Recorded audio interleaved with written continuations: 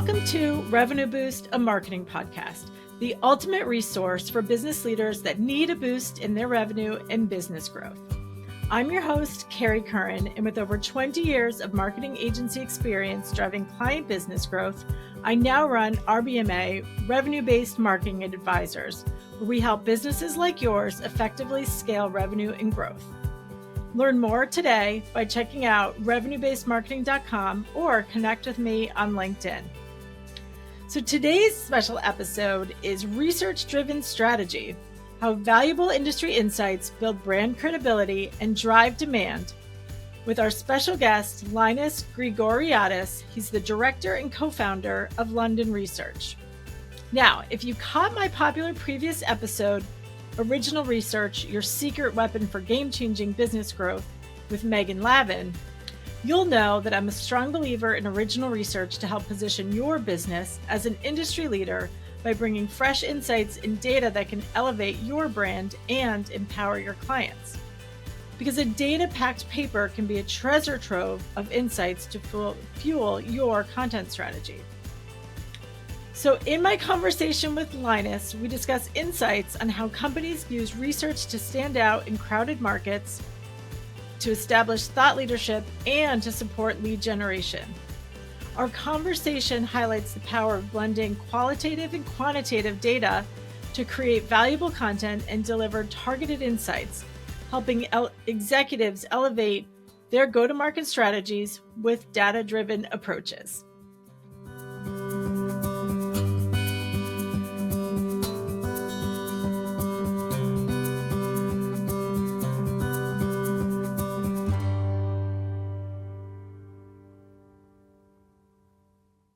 So welcome, Linus. Please introduce yourself and tell us a bit about yourself and your background. Hi, Kerry. Good to be here. So I'm managing director of a business called London Research. My background is originally as a journalist, but the last 20 years or so as an analyst writing about all things digital marketing and e-commerce. And London Research is part of a business called Demand Exchange, which specializes in lead generation and a lot of syndication of content. And London Research is the content arm of the business. Great.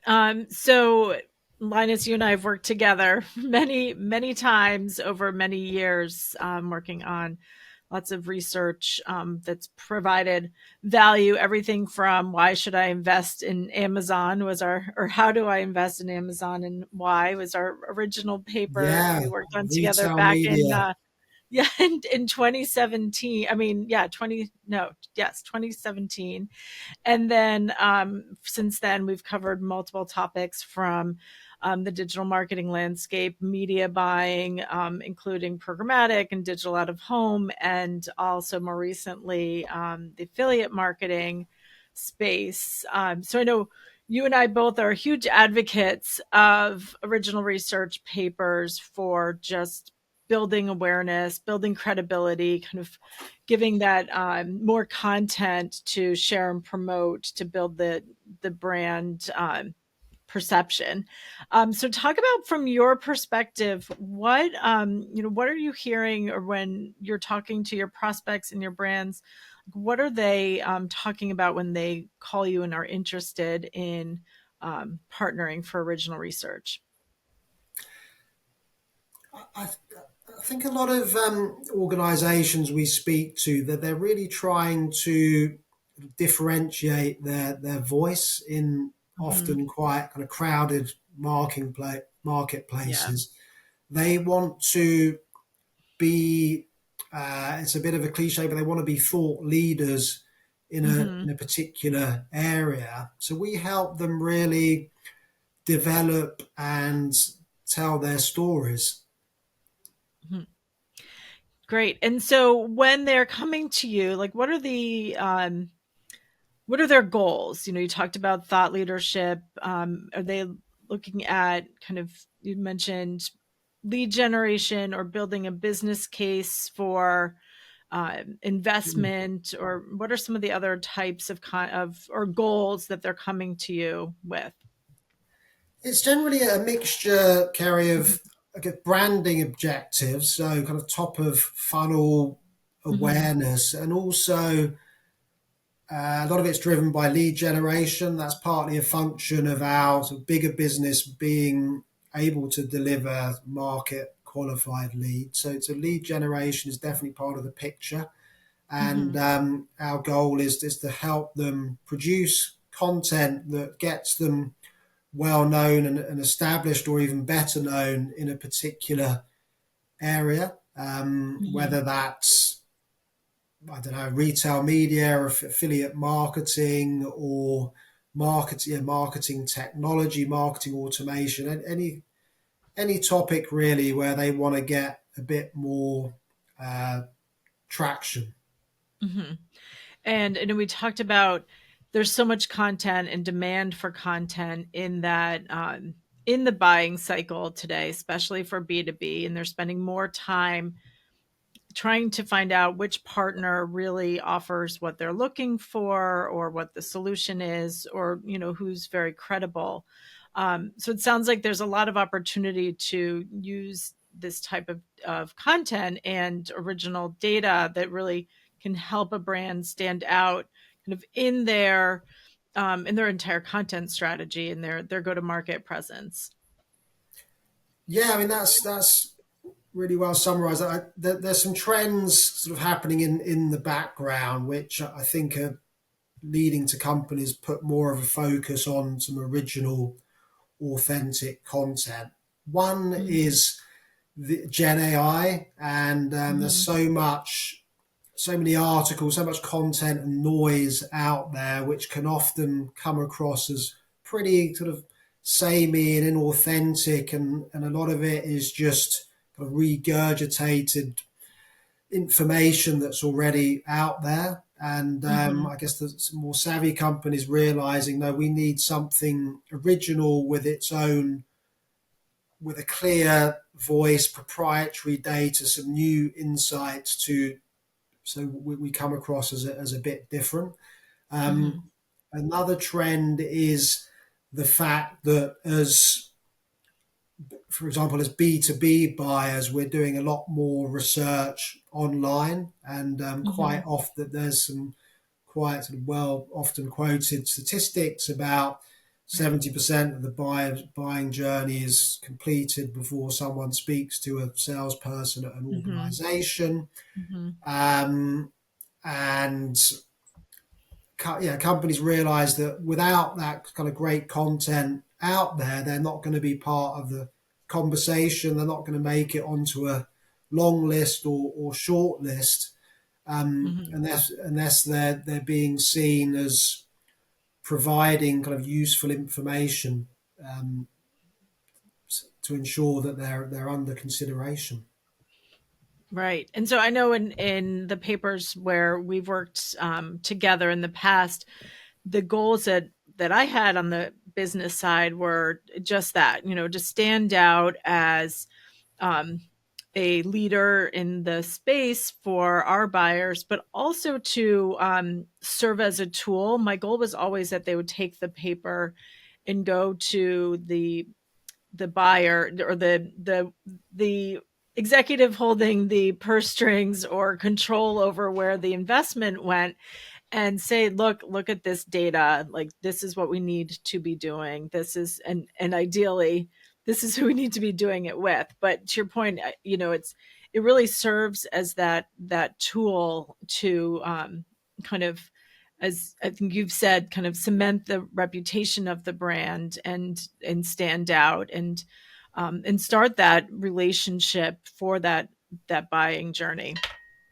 Yeah, it can be I guess, a sort of softer way of getting people's Mm-hmm. attention rather than a very kind of over salesy approach. You've got some interesting, hopefully stimulating content and information, which can help to start a conversation, and potentially also provide good evidence that what you're advocating is a worthwhile product or service for them to invest in. Right. And I think what we've the approach that I've taken in the past, that you've helped us with, is comparing data points of gaps with, this is what your target audience is doing, but this is what your peer, you and your peer set might be doing. And so, like, we've mostly done in the digital marketing and media investment side was demonstrated the gaps between where consumers were going and engaging with content, or choosing their purchase, or going looking for inspiration, to converting, versus where media planners were prioritizing, and barriers, and again, kind of really getting to that target audience and what their business challenge might be, or how can they improve their business, with a little bit a shift in investment, Mm. based on kind of the knowledge that and experience that we've had. So I know, especially over the years that we've worked together, I think I got more and more prescriptive with what I came to you with. But for Yeah. brands that are kind of newer to that, like, what are the considerations, or what should they kind of think about or come to you with, when they're ready to invest in research paper? Yeah, just firstly to what you were saying there, Yeah. we love that research we did as a case study, because it was a good Hmm. example of research. We had the consumer research and what consumers were doing and thinking, their attitude and their behaviors, versus Yep. what businesses were doing, where marketers were investing, and we were able to uh, shine a light on that gap, and then with Hmm. our insights and recommendations would point companies to potentially a better way of doing things, which obviously coincided with your objectives as a Yep. business, without sort of compromising the kind of integrity of what we're doing as independent researchers, but everything aligned pretty well there. Um, Hmm. but yeah, to your question, I think for any business that's looking, as I say, to establish its voice in a particular domain or area, proprietary research can be, I guess, a great way of getting a more of a foothold Yep. in that market, being seen as thought leaders. So when companies come to us, sometimes they have like you did, they have quite a clear hypothesis of what they want to Hmm. the research to be about, and they want us to kind of validate that this is a problem or challenge, Hmm. and that there may be some certain ways of overcoming that. Other times, companies will say, we want some great content to help us stand out, and then we'll say, well, we'll ask them, what does their ideal customer look like? Who's Hmm. the content being aimed at? And when we may suggest some different types of content, maybe something more sort of top of funnel around trends in an area which is in their kind of wheelhouse in terms of the products or services that they're selling. Hmm. Probably also suggest something a bit more lower funnel in terms of content, depending on where they've got the gaps. Hmm. And we may suggest kind of buyer's guides, or the business case for doing a particular piece of research. We produced a report for Adobe recently on the case for B2B personalization, which is Hmm. that's mainly focused in the background, commissioned by the kind of Adobe Marketo side of the business. So there's some sort of marketing automation elements there, some sort of B2B customer journey optimizer elements kind of feeding Hmm. into that. No, that's great. So do you kind of guide them to look at their market differentiation and across their competitive set and kind of what else is out there as well? Yeah, I mean, quite often it might align with their sort of roadmap as a business. So Mm-hmm. perhaps historically they've been more associated with one particular area because they've grown up as a certain type of technology, but they're now trying to sort of pivot or evolve into something else, which will then Mm-hmm. become the the focal point of the research. Mm-hmm. Um, so yeah, it depends on what they're trying to achieve and the ultimately the types of company and prospects they want to reach. And something Mm-hmm. we're talking about a lot now is the buying group, the buyer group or buying committee, and spinning out different content assets on a particular theme that's more uh, geared towards different personas in that buying group wearing different hats. So it may be the CFO and they need more of a business case. It might be the CTO and the focus might be more around security and then some of the questions that they may have on the tech side. It might be more aimed at CMOs, the marketing people, and also perhaps different or complementary messaging for the users of a service or technology versus the people who are signing off the check, whether they're in procurement or, as I said, in finance. This episode of Revenue Boost, a marketing podcast, is brought to you by Kriglu. Struggling to optimize your ad spend and drive customer growth? Meet Kriglu, an AI-powered omni-channel bid management platform built to fuel your business. Kriglu's intelligent algorithms automatically adjust bids across multiple channels, ensuring your ads are seen by the right audience at the lowest cost. Whether it's search, social, or display, Kriglu delivers effective, cost-efficient customer acquisition so you can focus on what matters, growing your business.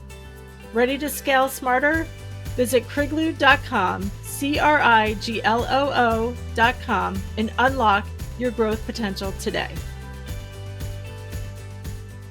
No, I think that's so important to really build the value of the data and output and the paper itself to kind of think about who your target audience is, your ICP for the business, and then make sure that what you're developing kind of gives them what they need, that whether it's the CFO to your point or the CMO to help them make with their decisions and their buying process. So I know one of the big differentiators that I've seen in your papers and your research, especially when we've worked together, is one of your differentiators is really bringing that quantitative and qualitative angles to the paper and the research. Too often I'll download a research paper and it will just be data. It will be graphs with some descriptions of the graphs, but it's kind of missing something. And that's what I love about, again, your what you're producing. So talk a bit more about kind of your purpose and how you're using both quantitative and qualitative data in the process. Yeah, I mean, in my view, they're very much complementary. I think Mm-hmm. qualitative research you always need, and then there's a Mm-hmm. decision to be made, and quite often that depends on our client's budget about whether you can do quantitative research, and then whether that's going to be consumer research or business research or both, as we've done in Mm-hmm. the past. In terms of good practice market research, you need the qualitative to help define the questions you're going to ask in a survey. We'll typically Mm-hmm. have conversations with the marketing content teams were working with their internal subject matter experts on a particular topic. And Hmm. we love to interview uh, different brands and companies. So when you do produce the report and say you have got some great charts and proprietary data points, you can really bring that to life with Hmm. some talking heads in the report. Because I think when we're consuming content, any of us, it, it can take it from the sort of theoretical to the practical. You can really Yeah. imagine it more if someone from a company that you've heard of, especially, is actually talking about the sort of challenges and opportunities that they've had in a particular area. Right. It really reinforces the Mm. data to be, yeah, a much more depth. No, I agree. I think that's so important. And that's always been a real, priority for us as well to make sure you're rounding it out. But the data, the hard data that coming from the consumers or business panels is really important to your point for the graphs and kind of getting more granular. So talk about your process in um, managing the kind of consumer panels, or how do you find the panels or building out those who to reach out to? Yeah, I mean the consumer for the consumer research, we have a data scientist who's involved with the business Hmm. uh, the the business surveys as well, behind the scenes, making sure we're answering the right questions. For the consumer research as well, we typically use sort of third party panel providers Hmm. to reach any particular global market, and who can give us kind of nationally representative samples. We on the consumer side, we don't have our own panels ourselves. On the business side, it's a little easier for us. We have, as part of the demand exchange, one of the largest groups on LinkedIn called Digital Marketing, which we can tap into for business surveys. We have Hmm. our own database, which is useful for surveys in the uh, surveys of marketers, but we also rely there on third party panels again, just to make sure we're kind of hitting the numbers we need. It's getting, I think, harder and harder to get people to take these surveys. Hmm. No, and I think it's so important that, to your point, you're using a data scientist to help not just mine the data after the fact, but make sure you're asking questions with the right survey question style. Is it Mm. a, likely to not likely, or is it a yes or no question? I know there's a lot of different formats in how you can ask the questions in order to kind of get different data points. Yeah, there's a danger that you can get the data you're getting back isn't optimal. For example, if you're asking consumers to sort of rate importance out of five for a bunch of different things, and where Hmm. five is very important and zero or the one is not very important at all. Quite often, people will just say that they're all important and give them a four or five without giving you much sort of differentiation there. But if, for example, you use a technique called max diff, where you keep showing two different things and they have to say which is more important, they really have to focus and decide, think a bit harder about the how they're answering, rather than taking the path of least Hmm. least resistance. Yeah, and it gives you more, again, a more variety of data and kind of rounding out the research to get those different perspectives and ways to measure. And then, so I know from there, you take the data, the massive spreadsheets of data, the output, and your data scientist kind of pulls together some of the analysis. Kind of what are your Mm. next steps? As you're building that story and bringing in your professional writers to kind of to write it all in.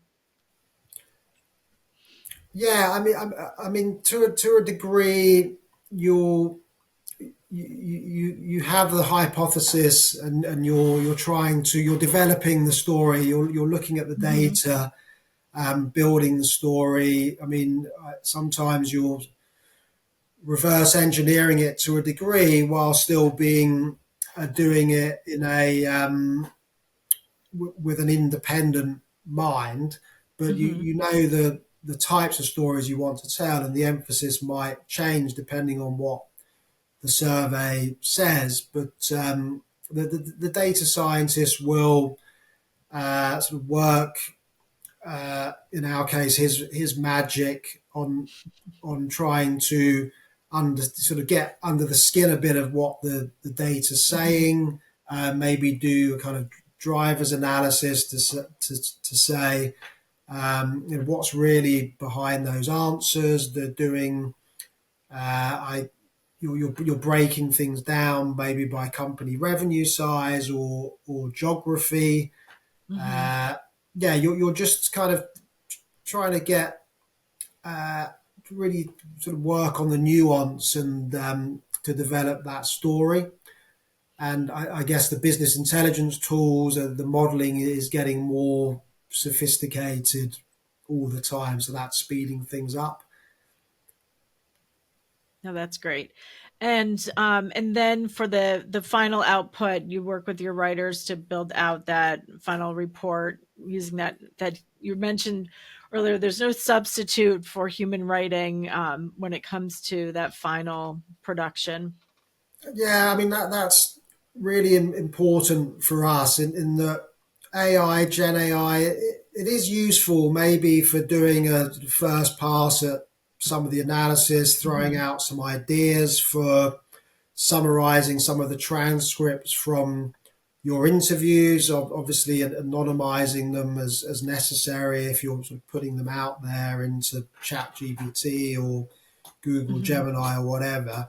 But as of yet, and that's sort of helped me keeping a job for a while, you really do need the human touch to sort of write the story in a kind of consistent and compelling way. And there are some shortcuts along the way, and some economies from doing that, which we're Hmm. increasingly able to pass on to our clients. But you still, in my view, still very much need human copywriters. And one of Hmm. the things we're doing more of is you have your, I guess, hero piece of content, but you want to have spin out different Yeah. infographics, mini reports, articles aimed at the different personas or members of the buying group we've talked about. Yeah, no, it definitely. And I know we've talked a lot about just that the power of that research paper to become your core to your content strategy and content development plan. So it does, to your point, there's so many ways to then use that to create more content, and to continue to use that to differentiate your the brand and the output of the data as well. It's really valuable. Yeah, I mean, you really want to have something evergreen, not just a Hmm. white paper you put out once a year. You can really bring that to life, as I say, with video, animations, Hmm. articles. There's a whole range of assets you can use, and then a whole range of channels you can use to distribute, syndicate that content and get the maximum ROI from that investment. Hmm.